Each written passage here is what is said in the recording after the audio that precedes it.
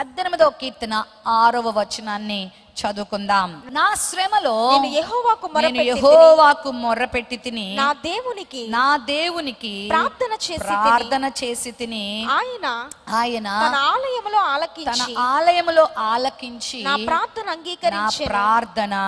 అంగీకరించెను. ఈ కీర్తన దావీదు భక్తుడు రాశాడు. ఈ కీర్తన నేను ధ్యానం చేసినప్పుడు నాకు 3 అనుభవాల్ని పరిశుద్ధాత్మ దేవుడు ఇక్కడ గుర్తు చేశాడు. ఒకటి, దావీదు యొక్క శ్రమ పరిస్థితులు, దావీదు అనుభవించిన శ్రమలు మనం ఆ కీర్తనలో చదివితే, మరణపు ఉరులు, పాతాళపు పాశములు నన్ను చుట్టుకున్నాయి, మహా జలరాశులలో నేను పడ్డానంటూ తన శ్రమలను ఆయన వివరిస్తూ వచ్చాడు. దావీదు జీవితంలో ఎన్నో శ్రమలండి. ఒక రకంగా చెప్పాలంటే దావీదు కలిగినన్ని శ్రమలు నాకు తెలిసి ఇప్పటి కాలంలో ఎవరికి లేవేమో అనిపిస్తుంది. అన్ని శ్రమలు దావీదు జీవితంలో అతడు ఎదుర్కొన్నాడు. బాల్యంలో శ్రమలు, యవ్వనములో శ్రమలు, మరి వివాహం తరువాత శ్రమలు, ఆ తర్వాత పిల్లలతో శ్రమలు, సౌలుతో శ్రమలు, కుటుంబ సభ్యులతో శ్రమలు, జీవితంలో నలువైపులా అతడు శ్రమలను ఎదుర్కొంటూ వచ్చాడు. శ్రమలు, శోధనలు, మరణపు ఉరులు. ఒక చోట అంటాడు దావీదు, మరణమునకు నాకును అడుగు మాత్రమే ఉన్నది అంటాడు. మరి ఎన్నో శ్రమల మరి పరిస్థితుల గుండా దావీదు జీవితం గడిచింది. దేవుని బిడ్డలారా, దావీదు గురించి పరిశుద్ధాత్మ దేవుడు మాట రాయించాడు 13:22 అపోస్తుల కార్యములలో. దావీదు నా చిత్తానుసారుడైన వ్యక్తి, దావీదును నేను కోరుకున్నాను అని ప్రభు మాట్లాడాడే. మరి దేవుని చేత ఎంపిక చేయబడిన వ్యక్తి, దేవుని చిత్తానుసరుడైన వ్యక్తికి శ్రమలు ఎందుకు వచ్చాయి? ఎందుకు వచ్చాయి శ్రమలు? చాలాసార్లు చాలా మంది అంటారు, అవ శ్రమలు లేకుండా ఉంటే ఎంత బాగుండండి అమ్మగారు అయ్యగారు అంటారు. నిజమే కదా, శ్రమలు లేని జీవితాన్ని మనం అందరం కోరుకుంటాం, కానీ తప్పవు, శ్రమలు వస్తూనే ఉంటాయి. యోబు గ్రంథంలో ఒక మాట ఉంటుంది, మనుషులు ఎందుకు పుడుతున్నారంటే శ్రమానుభవమునికే పుడుతున్నారంట. చూస్తారా ఒకసారి ఆ మాట? శ్రమలు అనేవి మన జీవితంలో మరి ప్రభు మరి అనుమతిస్తూ ఉంటాడు. 5వ అధ్యాయము 7వ వచనంలో ఆ మాట చూస్తాం.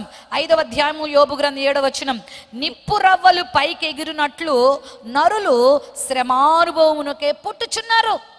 శ్రమలు ఎంత ఒత్తిడిని కలిగిస్తాయి, శ్రమలు ఎంత బాధను కలిగిస్తాయి. ఇప్పుడు మిమ్మల్ని అందరినీ కదిపితే కూడా చాలా చెప్తారు, ఈ శ్రమ నాకు నిద్ర పట్టకుండా చేస్తుందమ్మా, ఈ శ్రమ నన్ను అవమానపరిచింది, ఈ శ్రమ నన్ను దుఃఖపరిచింది, ఈ శ్రమ నన్ను నా వాళ్ళ నుండి దూరం చేసింది, ఈ శ్రమ నన్ను మరి ఈ లోకంలో బ్రతకకుండా చేస్తుంది అని చాలా మంది చెప్తూ ఉంటారు. దేవుని బిడ్డలారా, శ్రమలు ఎందుకు వస్తాయి? 2 కారణాలు చెప్తాను. శ్రమలు ఎందుకు వస్తాయంటే కొన్నిసార్లు మన స్వయం కృతాపరాధం వల్ల వస్తాయి. బైబిల్లో ఇర్మియా గ్రంథంలో ఆ మాట చెప్పబడింది 2వ అధ్యాయంలో. శ్రమలు ఎందుకు మనిషి అనుభవించవలసి వస్తుంది అని అంటే 2వ అధ్యాయము 19వ వచనంలో మనం ఆ మాట చూస్తాం. చూడండి, నీ దేవుడని యెహోవాను విసర్జించుటయు, నీకు నా ఎడల భయభక్తులు లేకుండుటయు బాధకును శ్రమకును కారణమగునని తెలుసుకొనుము.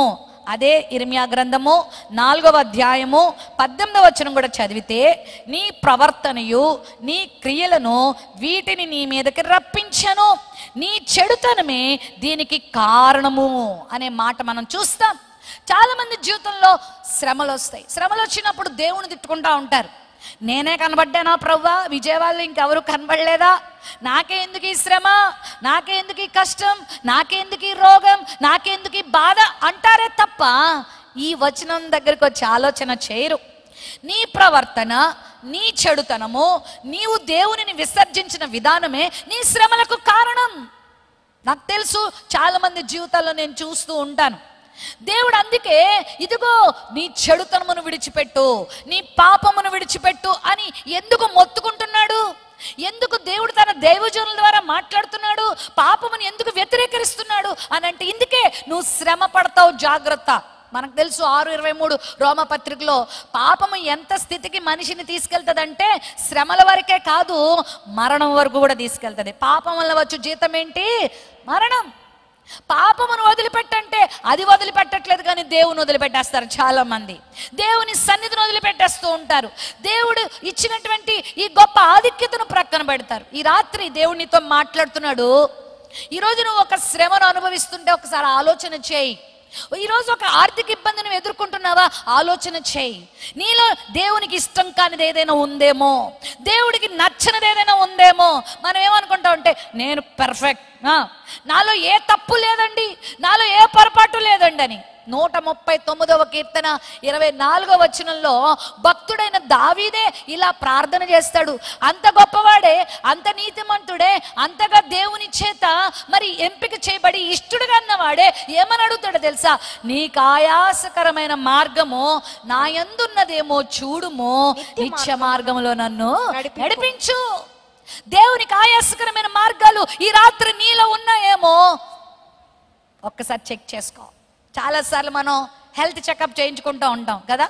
మొన్న ఒక సహోదరి చెప్తున్నారు, ఆమెను హాస్పిటల్కి తీసుకెళ్లారంట. ఆమెకి హెల్త్ బాగోపోతే ఆమెను హాస్పిటల్కి తీసుకెళ్ళి మరి డాక్టర్కి చూపిస్తే డాక్టర్ గారు ఎన్నో టెస్టులు రాశారంట, ఒక 20-30 టెస్టులు రాశారంట. అవన్నీ చేయించుకుంటూ ఉండగా ఎందుకో భర్తకు అనిపించిందంట, ఆయన మంచిగానే ఉన్నాడు, ఆయన ఆరోగ్యంగానే ఉన్నాడు, ఆయన హెల్తీగానే ఉన్నాడు, అయితే నేను కూడా ఒకసారి ఎందుకు చేయించుకోకూడదు టెస్టులు అని చెప్పి భార్యతో పాటు ఈయన కూడా కొన్ని టెస్టులు చేయించుకున్నాడంట. చేయించుకుంటే భార్యకి అంత అనారోగ్యంగా ఉన్న మనిషి కల్లా అన్ని టెస్టులు నార్మల్ వచ్చినాయి అంట. హెల్దీగా ఉండి భార్యని పేషెంట్గా హాస్పిటల్కి తీసుకెళ్ళిన ఈ బ్రదర్కి మాత్రం టెస్టులు అన్నీ ఏమొచ్చినాయి తెలుసా? సమస్యలు వచ్చినాయి అంట. Heart problem కనబడిందంట. డాక్టర్ అన్నాడంట, ఈమెను పేషెంట్గా తెచ్చావు కానీ అసలు పేషెంట్ నువ్వేనయ్యా బాబు, ఇదిగో నీ హార్ట్లో ప్రమాదం ఉంది, ఇదిగో కొలెస్ట్రాల్ ఎక్కువగా ఉంది నీకు, ఇదిగో నీ బ్లడ్లో ఈ ప్రాబ్లం ఉంది, ఇది ఉందని చెప్పినప్పుడు అప్పుడు ఈమె ఆయనకి ఆ కేర్ టేకర్గా మారింది. నిజమే, కొన్నిసార్లు నేను ఆయన పర్ఫెక్ట్ అనుకుంటావు, నీలో నిన్ను ఉంటాయేమో మనకు తెలీదు కదా. బ్లడ్ టెస్ట్ మన శరీరంలో మన రక్తంలో ఉన్న సమస్యను ఎలా గుర్తింపజేస్తుందో, నువ్వు దేవుని దగ్గరికి వచ్చినప్పుడు కూడా నిన్ను నువ్వు పరీక్ష చేసుకోవాలి. నువ్వే కాదు, నేను కూడా, సేవకులమైన మేము ఎవరమైనా సరే. అందుకే కొరింథీ పత్రికలో పౌలు గారు కూడా అంటాడు, మీరు విశ్వాసము గలవారై ఉన్నారో లేదో మిమ్మును మీరు పరీక్షించుకోండి. మనం ఏం చేస్తామంటే మనలో ఉన్న గొప్పతనం ఏంటో చెప్పనా, మనలో మనం పరీక్షించుకోం, ఆమెను పరీక్షిస్తాం, ఆయన్ని పరీక్షిస్తాం. నువ్వు ఇలా ఉన్నావు, నువ్వు అలా ఉన్నావు అంటావు. అందుకే ప్రభువారు కూడా పరిసయ్యులతో మాట్లాడుతూ ఏమన్నాడు తెలుసా? ముందు మీ కంటిలో ఉన్న దూలాలు తెలుసా? విజయవాడ వాళ్ళకి దూలాలు అంటే ఏంటో తెలుసా? మీ కంటిలో ఉన్న దూలాలు చూసుకోండి, పెద్ద పెద్ద మ్రానులంటే చూసుకోండి, ఆ తర్వాత ఎదుటివారి కంటిలో ఉన్న నలుసును చూడండి అంటాడు. నిన్ను నువ్వు పరీక్షించుకో యవన బిడ్డ, నిన్ను నువ్వు పరీక్షించుకో ఓ అక్క, ఓ చెల్లి, ఓ అన్న, ఓ తమ్ముడా. నీకు ఆయాసకరమైన మార్గం నా యందున్నదేం చూడయ్యా. ఏమండి, మనము ఇంకా పరలోక రాజ్యంలోకి చేరలేదు, మనం ఈ భూమి మీద ఉన్నాము, మనం మనుషులమే, మనలో పొరపాట్లు ఉండొచ్చు. మన మాటలలో, మన చూపులలో, మన తలంపులలో, మన నడకలలో, మన పడకలలో, మన విధానాల్లో నీకు తెలియకుండానే నువ్వు పొరపాటు చేస్తావు. కొంతమంది ఎంత భయంకరమైన స్థితికి వెళ్తున్నారంటే నేటి దినాల్లో విశ్వాసులను చెప్పుకోవడానికి కూడా సిగ్గుగా ఉంది. బైబిల్ పట్టుకుంటారు, మందిరాలకు వస్తారు, పాడు పనులు చేస్తూ ఉంటారు, భయం లేదు వాళ్ళకి. కృపను దేవుడు అందిస్తున్నందుకు కృప చులకనైపోతుందా? దేవుడు కృప చూపిస్తున్నాడని చులకనగా చూడొద్దు. దేవునికి భయపడి మనం బ్రతకాలా. దేవా, నా యందు నీకు ఇష్టం లేనివేమన్నా ఉంటే చూడయ్యా, నన్ను నువ్వు సరిచేయి ప్రవ్వా, నన్ను మీరు చెక్కండి ప్రవ్వా అని దావీదు భక్తుడు ప్రభువు దగ్గర ప్రార్థన చేశాడు. మన శ్రమలే మన పాపమే కొన్నిసార్లు మన శ్రమలకు ఏమవ్వచ్చు? కారణమవ్వచ్చు. నీ అవిధేయతే నీ శ్రమకు కారణమవ్వచ్చు. నీకున్న భక్తిహీనతే నీకు శ్రమలు కలగడానికి కారణమవ్వచ్చు. దేవుని మందిరాన్ని మానుకున్నావా, అది నీకు ఒక శ్రమను తీసుకురావచ్చు.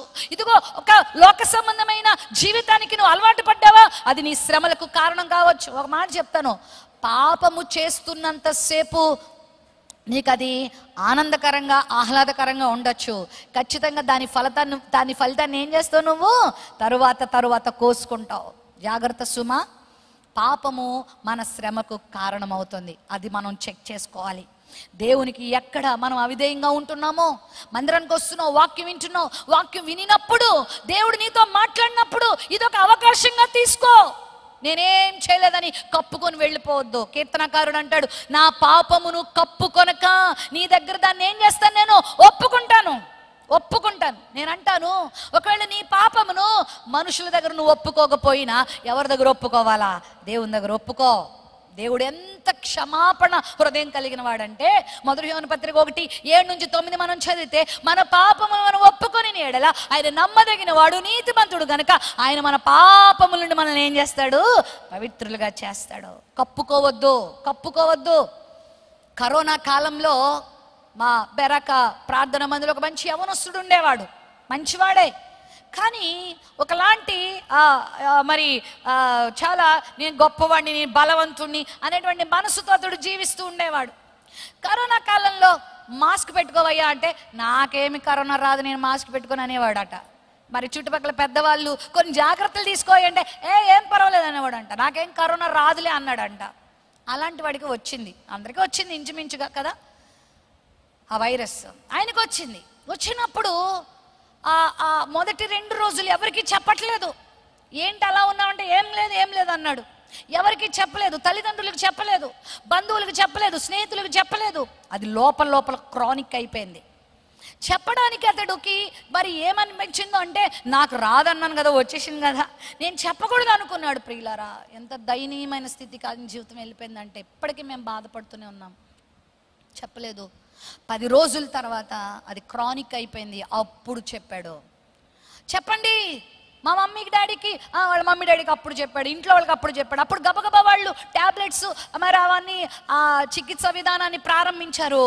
కానీ అప్పటికే అతని లంగ్స్ అన్ని కూడా పాడైపోయినాయి. దైవజనులకు అప్పుడు కబురు పంపించారు. కాలేబు గారికి కబురు పంపించాను, మా భర్త గారు దైవజనులు కాలేబు గారికి, అన్నా మా తమ్ముడికి బాగాలేదన్నా, చాలా సీరియస్గా ఉందన్నా అని అంటే గబగబా ఒక హాస్పిటల్ని ప్రపోజ్ చేయడం జరిగింది. హాస్పిటల్కి పంపించారు. అయితే పంపించిన హాస్పిటల్కి అబ్బాయి వెళ్ళలేదు. ఎందుకంటే ఇక్కడ నాకేం జరగదేమో, పెద్ద హాస్పిటల్కి వెళ్ళిపోతానని చెప్పి హైదరాబాద్లో ఒక పెద్ద హాస్పిటల్కి వెళ్ళాడండి ఆ తమ్ముడు. చాలా లక్షలు కట్టించుకున్నారు, 6-7 లక్షలు డబ్బు వెచ్చించారు. కానీ విచారకరమైన విషయం ఏంటో తెలుసా, మరి వాళ్ళు అందించిన ట్రీట్మెంటు మరి అబ్బాయికి సెట్ కాలేదు. నిజంగానే ఆ అబ్బాయి లంగ్స్ అన్నీ కూడా డ్యామేజ్ అయిపోయినాయో తెలీదు. ఆ అబ్బాయి చనిపోయాడు. చాలా బాధపడ్డాం.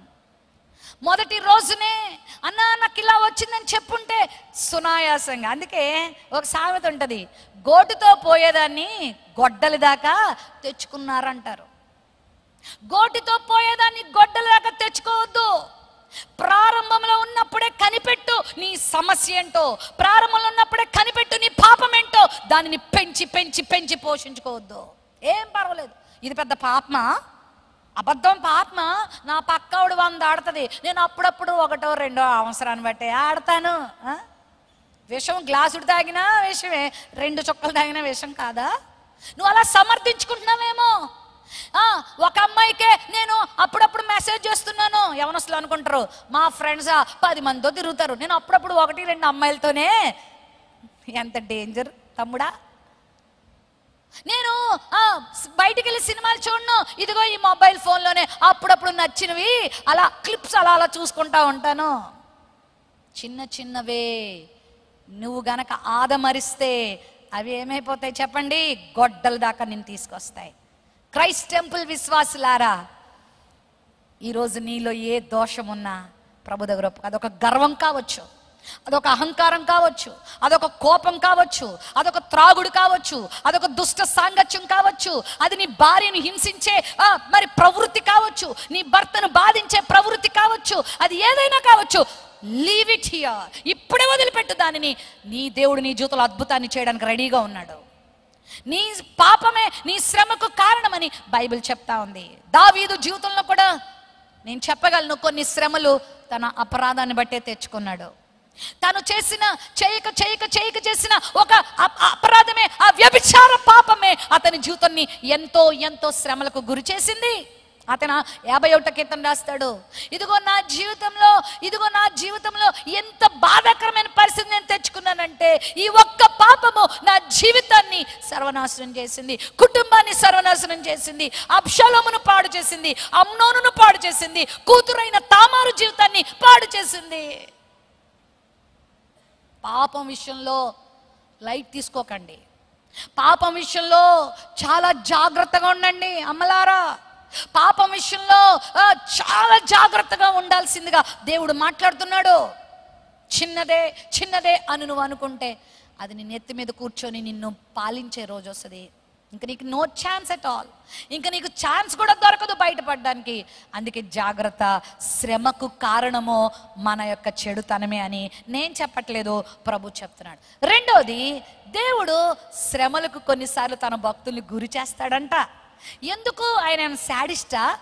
అక్క నేను మంచిగానే ఉంటున్నా, నేను పరిశుద్ధంగానే ఉంటున్నా, నేను ప్రార్థనాపూర్వకంగా బ్రతుకుతున్నా, దేవునికి విధేయులుగా ఉంటున్నా, దైవజనులకు విధేయులుగా ఉంటున్నాను, దేవుని సేవలో చక్కగా సాగుతున్నాను, నమ్మకంగా ఆయన కొరకు బ్రతుకుతున్నా, నాకెందుకు ఈ శ్రమ అని చాలా మంది వాపోతూ ఉంటారు. ఎందుకో తెలుసా? శ్రమ కొన్నిసార్లు ఎందుకో తెలుసా? బైబిల్ చెప్తుంది చూడండి. 119వ కీర్తన 71వ వచనాన్ని చదువుకుందాం. 119వ కీర్తన 71వ వచనంలో భక్తుడు శ్రమ ఎందుకు వచ్చిందో తన యొక్క అనుభవం ద్వారా మాట్లాడుతూ ఉన్నాడు. 71వ వచనాన్ని చదువుకుందాం. నేను నీ కట్టడలను నేర్చుకున్నట్లు శ్రమ నొంది ఉండుట నాకు మేలాయను. చెప్పండి, శ్రమలు ఎందుకు వస్తాయి అని అంటే కొన్నిసార్లు మన పాపమును బట్టి వస్తాయి, మన పొరపాట్లను బట్టి వస్తాయి. నువ్వు ఎవరిని తిట్టడానికి వీల్లేదు, దేవుని అనడానికి వీల్లేదు. రెండో కారణం ఏంటంటే నీకు మేలు చేయడానికి శ్రమలు వస్తాయి. నమ్మిన వాళ్ళు చెప్పండి, శ్రమలే మేలు చేస్తాయమ్మా అని మీరు అంటారా? మీకు ఇప్పుడు తెలీదు, తర్వాత తెలుస్తుంది. శ్రమను నువ్వు గనక ఓర్పుతో భరించగలిగితే, శ్రమలో నువ్వు దేవునిని స్తుతించగలిగితే, శ్రమలో నువ్వు దేవుని మీద ఆధారపడగలిగితే, శ్రమ కలిగినప్పుడు నిష్ఠూర పడకుండా, సణుగు కొనకుండా, గొణుగుకోకుండా, విసుక్కోకుండా, దేవుని విడిచిపెట్టకుండా నమ్మకంగా జీవిస్తే ఆ శ్రమే నీ జీవితానికి ఒక మేలుగా మారిపోతుంది. ఆమేన్, హల్లెలూయా. యోబుకు శ్రమ కలిగింది. యోబు ఆ శ్రమను ఎలా అనుకున్నాడో తెలుసా? మేలే అనుకున్నాడు. యోబుకు వచ్చిన శ్రమ ఖచ్చితంగా అతడు మేలే అనుకున్నాడు. అది మేలు చేసే వెళ్ళింది. రెండింతల ఆశీర్వాదానికి ఆ శ్రమ కారణమైంది. ఈ రాత్రి ఈ వాక్యం వింటున్న ప్రియ తమ్ముడా, చెల్లి, అన్న, అక్క, నీవు శ్రమ అనుభవిస్తున్నావా? నిష్కారణంగా శ్రమ అనుభవిస్తున్నావా? ఇదిగో అన్యాయంగా శ్రమలు వచ్చి నాకు అనుకుంటున్నావా? నాకెందుకు ఈ బాధ? నా ప్రియమైన వారిని నేను ఎందుకు కోల్పోయాను? ఇదిగో నా తల్లిని ఎందుకు కోల్పోయాను? నా తండ్రిని ఎందుకు కోల్పోయాను? ఇదిగో నా చదువులో నేను ఎందుకు ఫెయిల్ అయిపోయాను? నేను ఉద్యోగాన్ని ఎందుకు పోగొట్టుకున్నాను? ఎంత ఎదురు చూస్తున్నా వివాహం ఎందుకు జరగట్లేదు? ఇదిగో నా ఆర్థిక ఇబ్బందులతో నేను ఎందుకు సతమతం అవుతున్నాను? నా భర్త ఎందుకు మారడు? నా బిడ్డలు ఎందుకు మారట్లేదు? నా జీవితం ఏంటి అని ఒకవేళ నువ్వు నిరాశతో ఉంటే నమ్ము, ఈ శ్రమ నీకు రానున్న రోజుల గొప్ప మేలును చేయబోతుంది. హల్లెలూయా. నేను శ్రమ నొంది ఎందుట నాకు మేలైంది. ఎందుకంటే ఈ శ్రమలో నువ్వు దేవుని కట్టడలు నేర్చుకుంటావు. హల్లెలూయా. సుఖం మనకు నేర్పించే పాఠాల కన్నా శ్రమలే మనకు పాఠాలు నేర్పిస్తాయి. నమ్ముతున్నారా? అవునంటారా? కాదంటారా? నా జీవితంలో నేను చెప్పగలను. సుఖములో నేను ఏమీ నేర్చుకోలేదు. శ్రమ కలిగినప్పుడే ఓర్పేంటో నేర్చుకున్నాను, క్షమాపణ ఏంటో నేర్చుకున్నాను, తగ్గింపు ఏంటో నేర్చుకున్నాను. శ్రమలోనే, నిద్ర లేని సమయాల్లోనే, ఆహారం లేని సమయాల్లోనే, మనుషులు నిందించిన సమయాల్లోనే దేవుని యొక్క కృపనేంటో నేను తెలుసుకోగలిగాను. ఈ కట్టడలు నేర్చుకోగలిగాను, దేవునికి దగ్గరగా రాగలిగాను. హల్లెలూయా. శ్రమలు అందుకే చాలా మంది భక్తులు కోరుకున్నారు. శ్రమలే నిన్ను అనుభవజ్ఞులుగా చేస్తాయి. శ్రమలే నిన్ను దేవునికి దగ్గరగా చేస్తాయి. శ్రమ లేని జీవితం దేవునికి దూరం చేస్తాయి, శ్రమ ఉన్న జీవితం దేవునికి దగ్గరగా చేస్తాయి. నువ్వు చెక్కబడతావు. చెప్పండి, అడవిలో కొన్ని మ్రానులు ఉంటాయి, కలప మనం తీసుకొచ్చి చక్కగా ఫర్నిచర్ చేసుకుంటాం కదా. గుమ్మాలు, తలుపులు, చక్కని సోఫా సెట్లు, చక్కని డైనింగ్ టేబుల్స్ అన్ని చక్కగా ఆ చెక్కతో చేసుకుంటాం. ఎప్పుడు ఆ చెక్క మరి మనకు అందమైన టేబుల్గా తయారవుతుందంటే మ్రానుగా ఉన్నప్పుడు అయిపోతుందా? ఆ వడ్రంగి ఆయన కార్పెంటర్ గారు ఏం చేస్తారంటే దాన్ని చక్కగా ఏం చేస్తారు, చెక్కుతారు. చెక్కినప్పుడు అబ్బా అమ్మ అంటూ ఉంటుంది ఆ చెక్క. ఆ అబ్బా అమ్మ అంటూనే అది ఒక ఉన్నతమైన స్థానంలోనికి వస్తుంది. ఎక్కడో అడవిలో చీకిపోవలసిన ఆ మ్రాను మన ఇళ్లల్లో అందమైన స్థలములలో ఉపయోగకరంగా వాడబడుతూ ఉంటుంది. ప్రియ దేవుని బిడ్డలారా, శ్రమ కలిగిందని కృంగిపోవద్దు. శ్రమలు వచ్చినాయి అని బాధపడద్దు. శ్రమ వచ్చిందని నేను ఎందుకు అక్క నా జీవితము, నేను చచ్చిపోతే బెటర్ ఏమో అనుకోవద్దు. ముందుంది నీకు ఆశీర్వాదము, అద్భుతమైన దీవెన. ఈ శ్రమలో దేవుడు నీకు కొన్ని నేర్పిస్తున్నాడు, నేర్చుకో. ఒక నింద వచ్చిందా, నేర్చుకో. ఆ నిందలో దేవుడు నీకు ఒక ఆశీర్వాదాన్ని సిద్ధపరిచాడు. అవమానం ఎదురైందా, బాధపడుకో. ప్రభువు ఈ అవమానం తర్వాత నీకు రెట్టింపు ఘనతను ఇవ్వబోతున్నాడు. ఒక ఆర్థిక ఇబ్బందులు నువ్వు ఉన్నావా, బాధపడుకో. నిన్నే ఇచ్చేదానిగా దేవుడు చేయబోతున్నాడు. నీకు దేవుడు ఆర్థిక ఆ మేనేజ్మెంట్, ఆ ఫినాన్షియల్ మేనేజ్మెంట్ నేర్పడానికే, మనుషుల విలువ నేర్పడానికే, జీవితం విలువ నేర్పడానికే, తన కట్టడలు నేర్పడానికే, తన వైపు నువ్వు చూడ్డానికే. ఒక రాజుగారి కొడుకుని ఎవరో బంధించి ఒక మరి 4-5 అంతస్తుల పైన గదిలో ఆ మేడ మీద కట్టేశారు. అయితే కట్టేసి వాడిని కొట్టి చిత్రహింసలు పెట్టి బయటికి వెళ్ళారంట, ఏదో తాగు తినొద్దామని. ఈ పిల్లగాడు ఈ లోపల మరి తనని ఎవరైనా విడిపిస్తారేమోనని ప్రయత్నాలు చేస్తున్నాడు. చేతులు కట్టేసి ఉన్నాయి. ఆ యొక్క 4 అంతస్తులు డాబా ఒక రోడ్డు మీదకి ఆనుకునే ఉంది. అయితే దానిలో నుండి కిందకు చూసినప్పుడు ఒక వ్యక్తి అక్కడ నిలబడి ఉన్నాడంట. ఈ వ్యక్తిని నేను పిలిచి ఏదో విధంగా రక్షణ కోరుకుందామని చెప్పి ఆ వ్యక్తిని అరుస్తున్నాడు, కానీ నోట్లో కూడా గుడ్డలు పెట్టారు. అతని వల్ల అవ్వట్లేదు. అప్పుడు ఏం చేశాడంటే ఎట్లో గట్ల మరి ఇలాగా మరి చేజెక్కించుకొని తన చేతుకున్నటువంటి ఆ ఉంగరాలు, ఆ బంగారపు ఉంగరాలను తీసి నెత్తి మీద కొడుతున్నాడు. ఆ నెత్తి మీద కొడితే స్పర్శ తగిలి కొంచెం పైకి చూస్తాడేమోనని. కానీ ఆ బాటసారి ఏం చేస్తున్నాడంటే నెత్తి మీద పడుతున్న బంగారపు ఉంగరము తగిలి కింద పడిపోయేసరికి కింద నుండి తీసుకుని జేబులు వేసుకుని మళ్ళీ కింద ఎదుగుతున్నాడంట. పైకి చూడట్లే. 10 వ్రేళ్లలో ఉన్న ఉంగరాలన్నీ నెత్తి మీద కొట్టిన కింద ఇంకా దొరుకుతాయా అని చూస్తున్నాడు. ఇక చివరికి 10 ఉంగరాలు అయిపోయినాయి మా నోటి దగ్గర. ఎట్లా మరి నా వంక చూడాలి ఇతను అనుకొని ఏం చేశాడు, ఆ పక్కనే ఇంత రాయి దొరికిందంట. మెల్లగా రాయి పోగు చేసి ఆ రాయి వేసి కొట్టాడంట. కొట్టేసరికి టొంగును తగిలేసరికి అప్పుడు పైకి చూశాడంట. బంగారం ఉంగరాల మీద పడినంత కాలం కిందే చూశాడు, కిందే వెతికాడు. టంగును దెబ్బ తగిలేసరికి ఎప్పుడు చూశాడు, అప్పుడు చూశాడు. మనం కూడా అంతే. దేవుడు ఆశీర్వాదాలు ఇస్తున్నంతసేపు దేవుని వైపు చూడం.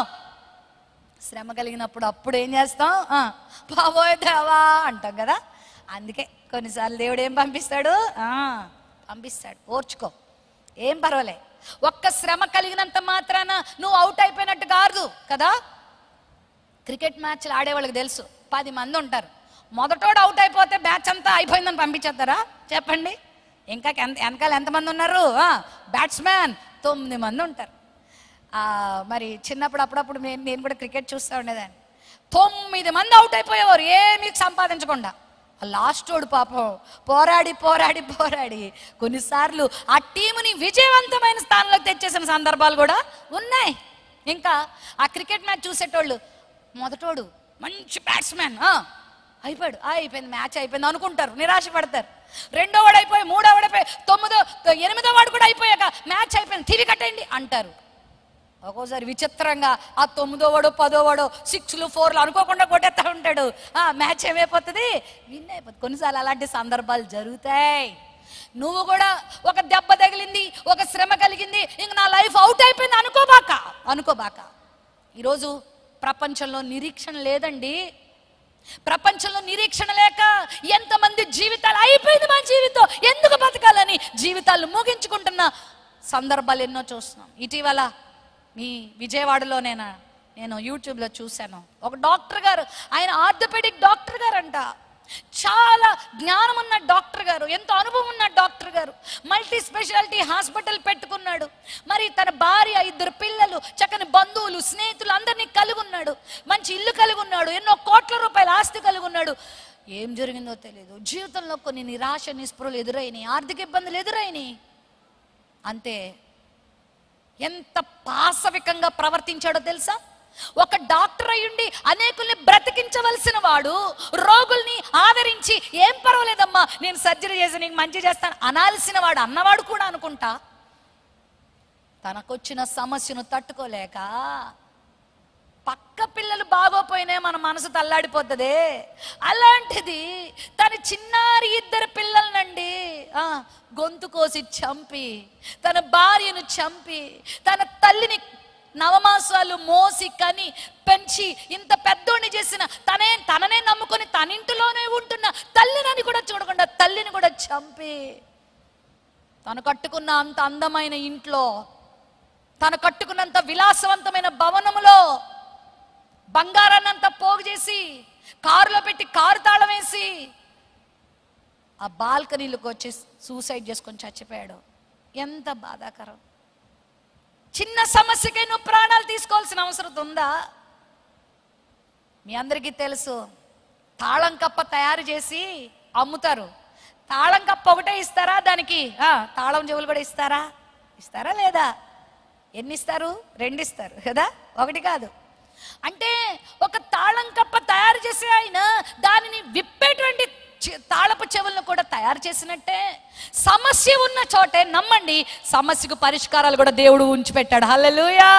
సమస్య లేదు, సమస్యకు పరిష్కారం లేదని ఎప్పుడు అనుకోవద్దు. There is a solution for every problem. ఎప్పుడు నిరాశపడద్దు. శ్రమ నిన్ను ఓర్పు నేర్పించి, శ్రమ నిన్ను పరీక్షకు గురి చేసి, శ్రమ నిన్ను విజయవంతమైన స్థానంలోకి తీసుకొచ్చే రోజు రాబోతా ఉంది. హల్లెలూయా. మీ అందరికీ బ్రెయిలీ లిపి గురించి తెలుసు కదా. లూయిస్ బ్రెయిలీ ఒక అబ్బాయి పేరు. ఆ లూయిస్ అనే అబ్బాయి చిన్నతనంలో వాళ్ళ నాన్నతో పాటు ఆ గుర్రాలకు వాళ్ళ నాన్న ఆ ఇనప సామాగ్రి తయారు చేసేవాడట. అది చిన్నపాటి ఉద్యోగం వాళ్ళ నాన్న. ఆ పని చేస్తున్నప్పుడు పిల్లగాడు ఆడుకుంటూ వెళ్ళి ఆ ఊసలతో ఆడుతూ ఉండంగా, చిన్నపిల్లలు అంతే కదా, ఆ తీసి కళ్ళలో పొడుచుకున్నాడు. ఎప్పుడైతే పొడుచుకున్నాడో పాపం కన్ను డ్యామేజ్ అయింది.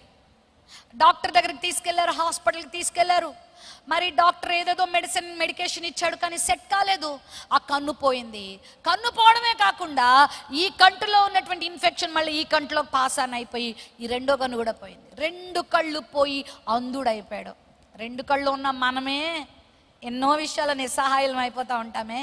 మరి కళ్ళు లేని జీవితం ఎంత భయంకరం. ఇంకా అందరూ స్టేట్మెంట్ ఇచ్చారు ఏమనంటే, నీ బిడ్డ బతకడం వేస్ట్, వీడికి ఇంకా మీరే అన్నీ చేయాలా, ఎందుకు ఈ బతుకు అని పక్కన పడేయండి, ఆ మూల పడేయండి, బతికినంతకాలం బతుకుతాడు, తరచా చూరుకుంటాడని చాలా మంది ఆ పిల్లోడు గురించి స్టేట్మెంట్ ఇచ్చారు. నిరాశ, నిస్పృహలు, చీకటి, అనుకోకుండా జరిగిన ఈ జీవితము, ఈ యొక్క సమస్య, ఈ శోధన ఆ బిడ్డను ఎంతో కృంగదీసింది, తల్లిదండ్రులు ఎంతో కృంగదీసింది. ఒకవేళ లూయిస్ బ్రెయిలీ ఆ విధంగానే మిగిలిపోయి ఉంటే ఈరోజు నేను మీతో చెప్పాల్సిన అవసరం లేదు ఆ అబ్బాయి గురించి. కానీ శ్రమను ఏ మాత్రం కూడా తనను బాధ పెట్టలేదు సరికదా. ఆ శ్రమలో చెప్పండి దేవుని మీద ఆధారపడ్డాడు. ఆ తల్లిదండ్రుల్ని కోరాడు, నాన్న మమ్మీ నన్ను ఒక అందుల పాఠశాలలో జాయిన్ చేయండి అని కోరినప్పుడు అక్కడే ఉన్న ఒక అందుల పాఠశాలలో ఆ బిడ్డను జాయిన్ చేస్తే వాళ్ళు ఏదో చదువులేదో నేర్పించారు. కానీ ఆ పిల్లగాడు దేవుని మీద ఆధారపడి తనే స్వంతగా అందులకి అందుబాటులోనికి ఒక లిపిని తీసుకొచ్చాడండి.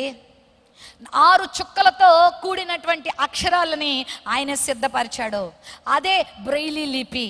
అది ఎంతో మంది మరి అందులకు ఎంత ఉపయోగపడింది తెలుసా? ఈరోజు ఏ అందుడైనా ఒక డాక్టర్ అవుతున్నాడంటే, ఒక ఇంజనీర్ అవుతున్నాడంటే, ఒక కలెక్టర్ అవుతున్నాడంటే, ఒక గొప్పవాడు అవుతున్నాడంటే, విద్యావంతుడు అవుతున్నాడంటే లూయిస్ బ్రెయిలీ చేసినటువంటి ఆ పరిశోధనే. గట్టిగా చప్పట్లు కొట్టి ప్రభు నామని మహింపరచండి.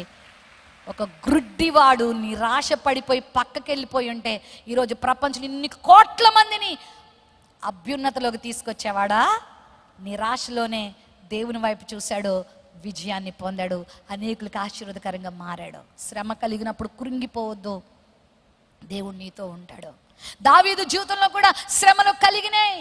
1 కాదు 2 కాదు, ఎన్నో వేల శ్రమలు ఆయన జీవితంలో వచ్చాయి. ఒకటి తన పొరపాట్ల వల్ల కొన్ని వచ్చాయి, కొన్నిసార్లు దేవుడు కూడా తన కట్టడులు నేర్పించటానికి, తనకి మరింత మేలు చేయటానికి ఆ శ్రమలను అనుమతించాడు.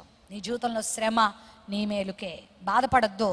నీ జీవితంలో ఈ శ్రమలు నీకెంతో మేలును చేకూర్చబోతున్నాయి. చెల్లమ్మ నమ్ము, ఏం కృంగిపోవద్దు, శ్రమలో నువ్వు ఓదార్పు పొందడానికి దేవుడు తన పరిశుద్ధాత్మ దేవుణ్ణి ఇచ్చాడు. శ్రమ నీకెంతో మేలు. దేవుణ్ణి ప్రేమించు వారికి, ఆయన సంకల్పము చొప్పున పిలువబడిన వారికి మేలే అనుంది వాక్యంలో. మేలు కలుగుటకై సమస్తము సమకూడి జరుగుతాయి. నీకేం కీడు కాదు, నీకేం కీడు కాదు. గుర్తుపెట్టుకో. మా జీవితంలో మేము ఎన్నో చెప్పగలం. శ్రమల రూపంలోనే ఆశీర్వాదాలు మేము పొందుకోగలిగాం. హల్లెలూయా. మాకు ఆశీర్వాదాలు ఏమి డైరెక్ట్గా రాలేదు. సకీనా, గ్లోరీ, హాయ్ అని ఎప్పుడు ఏ ఆశీర్వాదం నా దగ్గరికి వచ్చి పలకరించలే. త్రూ శ్రమల రూపంలోనే ఆశీర్వాదాలు అందుకున్నామండి మేము. అందుకే ఒక భక్తుడు అన్నాడు, ఆశీర్వాదాలంట శ్రమలనే మారువేషాల్లో వస్తాయంట. అంటే ఆశీర్వాదాలుగా వస్తే మనకు దొరకవు. అందుకే అవి ఎలా వస్తాయంట? మారువేషాలు వేసుకుని వస్తాయంట. మనం వద్దు, శ్రమ వద్దు అంటాం. అప్పుడు అది అంటదంట, నన్ను లోపలికి రాని, నేను నా వేషం మార్చేస్తానంటే. కాబట్టి శ్రమలో కృంగిపోవద్దు. ఒక రాజుగారికి వేలు తెగిందంట. మంత్రి గారు అన్నారంట, ఆ మంత్రి గారి దగ్గర, రాజుగారు నా వేలు తెగిపోయిందంటే మంత్రి గారు ఓదార్చి, అయ్యో ఉండండి, రాజు వైద్యులను పిలుస్తాను, ఫోటోలు తీస్తాను, ప్రపంచం అంతా చూపిస్తాను, అలా ఇలా హడావుడి చేస్తాడు అనుకున్నాడంట. కానీ మంత్రి గారు అన్నారంట, పోన్లేండి రాజుగారు మీ మంచిగా అన్నాడంట. చాలా లైట్ తీసుకున్నాడంట. ఏదో ఓదారుస్తాడని వస్తే నా మంచిగా అంటాడా? ఈ ముసలోడు తీసుకెళ్ళి వేసేయండి చెరసాలలో. ఓదార్పు ఇవ్వకుండా, సానుభూతి ఇవ్వకుండా, మంత్రి అయితేనే నాకే చెరసాల వేసేయండి, ఇలాంటి నాకు మంత్రికి వద్దన్నాడంట. పాపం మంత్రి గారు కొంచెం ఫీల్ అయ్యాడు. నేనేమన్నానని, నీ మంచికి వెళ్ళండి అంటేనేనా నన్ను చెరసాల్లో వేసాడని ఆయన కొంచెం ఫీల్ అయ్యాడు. పోనీలే అని చెప్పేసి ఆ చెరసాల్లో ఉన్నాడు. తెల్లారిన తర్వాత రాజుగారికి ఒక అలవాటు, ఎప్పుడు రోజు వేటకెళ్ళి అలవాటు. ఎప్పుడు ఇద్దరు వెళ్తారు. వెళ్ళారట. వెళ్తే ఆ రోజు మరి మంత్రి గారిని చెరసాల్లో వేసేయడంతో ఈయన ఒక్కడే వెళ్ళాడు. వేటాడుతూ ఉంటుండగా అనుకున్న ఒక సంఘటన జరిగింది. అదేంటంటే, ఆ అడవిలో ఆ కోయ ప్రజలు, కొండ జాతి ప్రజలు ఏదో ఉత్సవం జరుపుకుంటున్నారంట. ఆ ఉత్సవానికి వాళ్ళు ఒక మంచి వ్యక్తి కొరకు ఎదురు చూస్తున్నారు, బలేసేయడానికి వాళ్ళ దేవతకి. వెతుకుతా ఉంటే రాజుగారు దొరికారు. ఎందుకంటే రాజుగారు మంచి ఎత్తు, మంచి లావు, దుడ్డుగా, అందంగా, దృఢంగా, బలంగా ఉంటారు కదా. ఆ వ్యక్తి దొరికేసరికి, భలే దొరికాడురా, మనకి మన దేవతకు మంచి కానుక దొరికిందిరా అని చెప్పేసి 2 చేతులు కట్టేసి, కాళ్ళు కట్టేసి పట్టుకెళ్ళిపోయి ఆ దేవత ముందు పడుకోబెట్టేసి కత్తెత్తేస్తున్నారు. గడగడ వణికిపోతున్నాడు.